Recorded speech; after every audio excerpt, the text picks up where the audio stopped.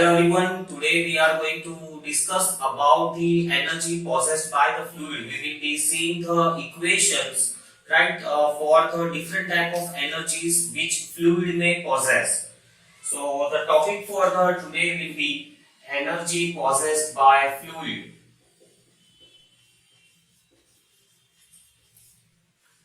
When we say energy possessed by fluid, energy may have three different type of the fluid may have three different types of the energy. The first one, it may have pressure energy. If the fluid is in motion, for sure it will also have a kinetic energy. And if the liquid or the fluid is at a height from the ground, it will for sure also have a potential energy. So let us consider a situation to better understand this. Let us say we have a overhead tank, right? It is at a some height above the ground, and this is the outlet, right? When the knob is closed, let's say when the outlet, the water is not running from the outlet, right? What type of the energy the fluid will have? When the fluid is not flowing, right, it is just stopped over there, for sure it's not going to have kinetic energy.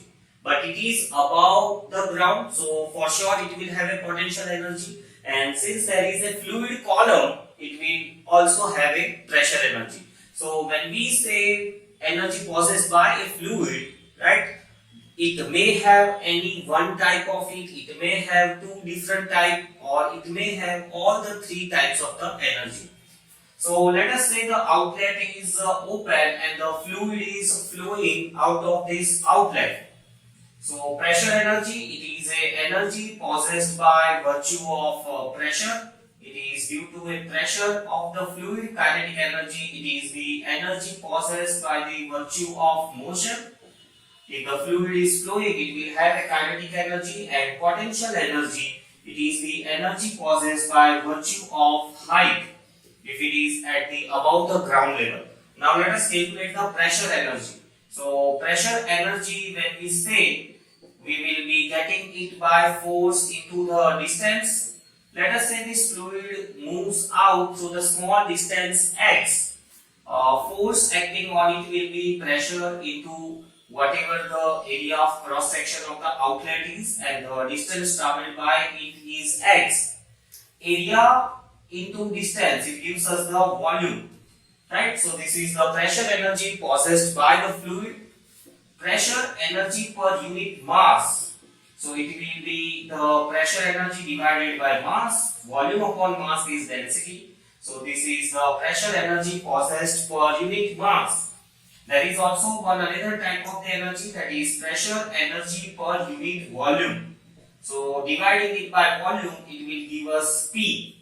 So pressure energy per unit volume is P. It is nothing but equal to its pressure over that point. Then the kinetic energy.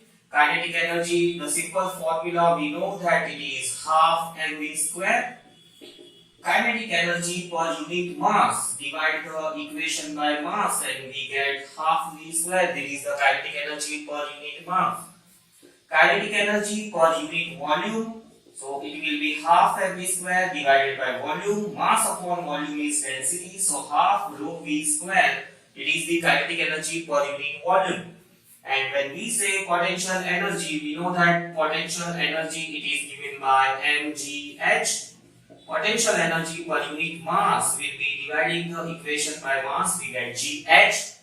And potential energy per unit volume, so that is mgh divided by volume. Mass upon volume is density, so rho gh. So these are the different equations you may use while solving the questions on fluid. This is the first one, pressure energy per unit mass. This is the second one, pressure energy per unit volume, that is P. This is the third one, kinetic energy per unit mass. Fourth one, kinetic energy per unit volume. The fifth one, potential energy per unit mass. And sixth one, potential energy per unit volume. See you some other time.